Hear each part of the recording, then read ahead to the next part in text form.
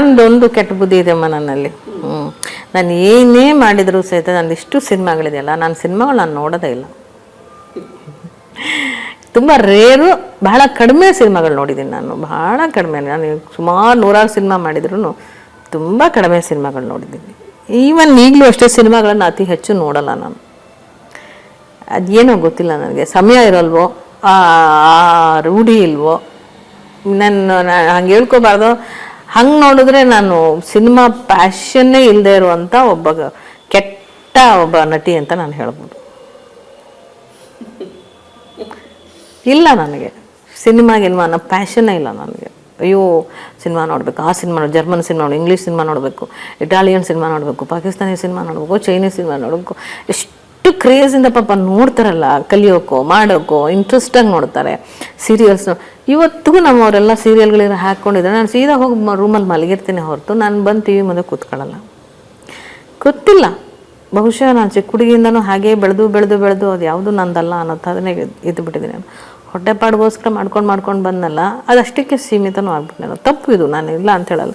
ಒಬ್ಬ ಕಲಾವಿದೆ ಆದವರು ತುಂಬ ತಿಳ್ಕೊಳ್ಳೋ ಪ್ರಯತ್ನ ಮಾಡಬೇಕು, ಕಲಿಯೋ ಪ್ರಯತ್ನ ಮಾಡಬೇಕು, ನೋಡಬೇಕು, ಓದಬೇಕು ಅಂತೆಲ್ಲ ಅಂತ ಹೇಳ್ತೀವಲ್ಲ, ನಾನು ಮಾಡಲಿಲ್ಲ ಅದು. ಐ ಥಿಂಕ್ ಅವರು ಸಹ ಮಾಡಿರ್ಲಿಕ್ಕಿಲ್ಲ ಇದೆಲ್ಲ. ತಮ್ಮ ಹಾದಿಲಿ ಬಂದದ್ದನ್ನು ತಮ್ಮ ಸ್ವಯಂ ಕೃಷಿ, ತಮ್ಮ ಚಿಂತನೆಗೆ ಅಳವಡಿಸಿ, ಈ ಪಾತ್ರ ಹೀಗೆ ಬಂದರೆ ಚೆನ್ನಾಗಿರುತ್ತೆ ಅಂತ ಧ್ಯಾನ ಮಾಡಿ ಆ ಪಾತ್ರಕ್ಕೆ ಒಂದು ಜೀವ ಕೊಡೋ ಅಂಥದ್ದನ್ನೇ ಅವ್ರು ಮಾಡಿದ್ದಾರೆ ಅಂತ ನಾನು ಅಂದ್ಕೊಳ್ತೀನಿ. ಡಿಸ್ಕಷನ್ನು, ಈ ಪಾತ್ರ ಹೀಗೆ ಮಾಡಬೇಕು ಅಂತ ಒಂದು ಕಲ್ಪನೆ. ನಮ್ಮದು ಅದೇ ಸ್ಕೂಲೇ, ಸ್ವಯಂ ಕೃಷಿ ಅಂತ. 1 ಇಯರ್ ಯಾರು ಉಮಾಶ್ರೀ ಮುಗಿದು ಹೋದ್ಲು ಅಂತಂದ್ರು ಇಂಡಸ್ಟ್ರಿಯವರು. ಬಟ್ ನಾನು 85ಅಲ್ಲಿ ನಾನು ವೃತ್ತಿ ರಂಗಭೂಮಿಗೆ ಎಂಟ್ರಾಗಿದ್ದೆ. ಗ್ರಾಮೀಣ ರಂಗಭೂಮಿ, ಕೈಗಾರಿಕಾ ರಂಗಭೂಮಿ, ಇದ್ಯಾವುದು ನಮ್ಮ ಹವ್ಯಾಸ ರಂಗಭೂಮಿ ಎಲ್ಲ ಮುಗಿದು 85 ಹೊತ್ತಿಗೆ ಉತ್ತರ ಕರ್ನಾಟಕದ ವೃತ್ತಿ ರಂಗಭೂಮಿಗೆ ಎಂಟ್ರಾಗಿದ್ದೆ.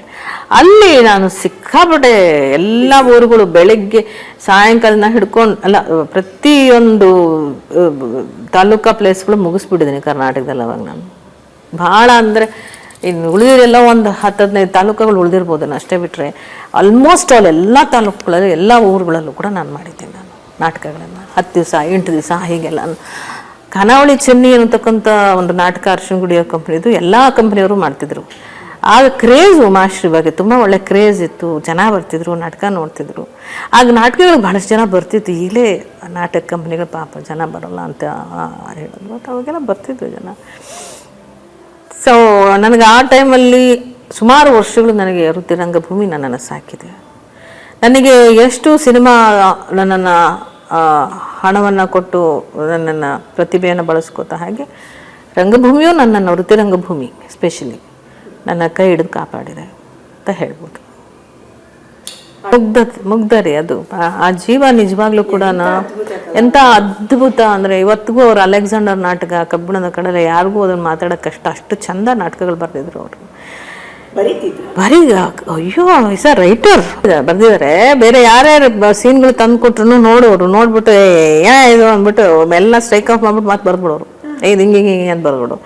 ಅವ್ರು ಬರ್ದಿದ್ರಲ್ಲಿ ಅವ್ರಿಗೆ ಜಾಸ್ತಿ ಏನಾದ್ರು ಡೈಲಾಗ್ಗಳು ಕೊಟ್ಟು ನನಗೇನು ಇಲ್ಲ, ಅವಳೇನು ಬರೀ ಗೊಂಬೆಗೆ ನಿಂತ್ಕೊಳಕ್ಕೆ ಬಂದಳೆ, ಅವಳು ಪಾರ್ಟ್ ಮಾಡೋಕ್ಕಲ್ವ ಕರೆಸಿರೋದು, ಡೈಲಾಗ್ ಹಾಕೋಳಿಗೆ ಅಂತನೋರು. ತುಂಬ ದೇವ್ರಂಥ ಮನುಷ್ಯ, ಮಾತ್ರ ಒಳ್ಳೆ ಮನುಷ್ಯ, ಮಾನವೀಯತೆ ಇದ್ದಂಥ ಮನುಷ್ಯ. ಅನ್ಫಾರ್ಚುನೇಟ್, ಕಳ್ಕೊಂಡ್ಬಿಟ್ವಿ ನಾವು. ಆಮೇಲೆ ಮತ್ತೆ ಇದು ಎಂಥದ್ದು ಚಾದಸ್ತಿಕ್ಕಿ ಮಗಳು ಚಲಾಕಿ ಪಳ್ಳಾಮು ಒಂದು ರೀಮೇಕ್ ಆಯಿತು. ಗೋಲ್ಮಾಲ್ ರಾಧಾಕೃಷ್ಣ, ಸಾಯಿ ಪ್ರಕಾಶ್ ಅವರಿಗೆ ಸಾವಿರ ಶರಣು ಮತ್ತೊಂದು ಸಲ ಅವಕಾಶ ಕೊಟ್ಟರು. ಅಲ್ಲಿಂದ ಡಬಲ್ ಮೀನಿಂಗ್ ಡೈಲಾಗ್ಗಳು ಹೇಳ್ತಿರ್ಲಿಲ್ಲ. ಆಗ್ಲಿಂದಲೂ ಇಲ್ಲಿವರೆಗೂ ಕೂಡ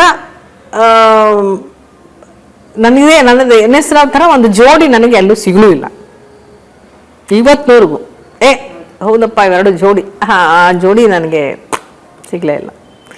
ಎಲ್ಲ ಸಿಂಗಲ್ ವಿಮೆನ್ ರೋಲ್ಸ್ ಮಾಡಿಕೊಂಡೇ ಹೋಗಿದೆ, ಹೆಚ್ಚು ಕಮ್ಮಿ ನೋಡ್ರಿ. ಆಮೇಲೆ ಬಂದಂಥದ್ದೆಲ್ಲ ಒಬ್ಬಳೇ ರೋಲ್ ಮಾಡ್ತೀನಿ.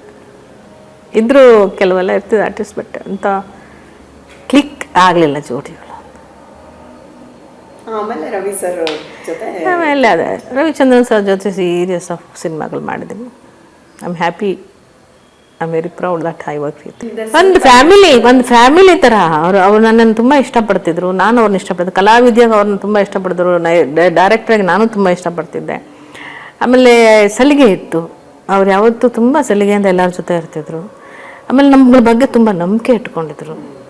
ಏನಾದರೂ ಕೊಟ್ಟರೆ ಕ್ರಿಯೇಟಿವ್ ಆಗಿ ಮಾಡ್ತಾರಪ್ಪ ಅನ್ನೋ ನಂಬಿಕೆ ಇತ್ತು, ವಿಶ್ವಾಸ ಇರ್ತಿತ್ತು. ನಮಗೆ ಫ್ರೀಡಮ್ ಕೊಡ್ತಿದ್ರು. ಅದರಿಂದ ಅವ್ರ ಜೊತೆ ಕೆಲಸ ಮಾಡೋದು ತುಂಬ ಸುಲಭ, ಕಷ್ಟ ಏನಿಲ್ಲ. ತುಂಬ ಒಳ್ಳೆ ಮನುಷ್ಯ, ಹ್ಯೂಮನ್, ತುಂಬ ಹ್ಯೂಮನ್. ಮಾತು ಜಾಸ್ತಿ, ನೇರ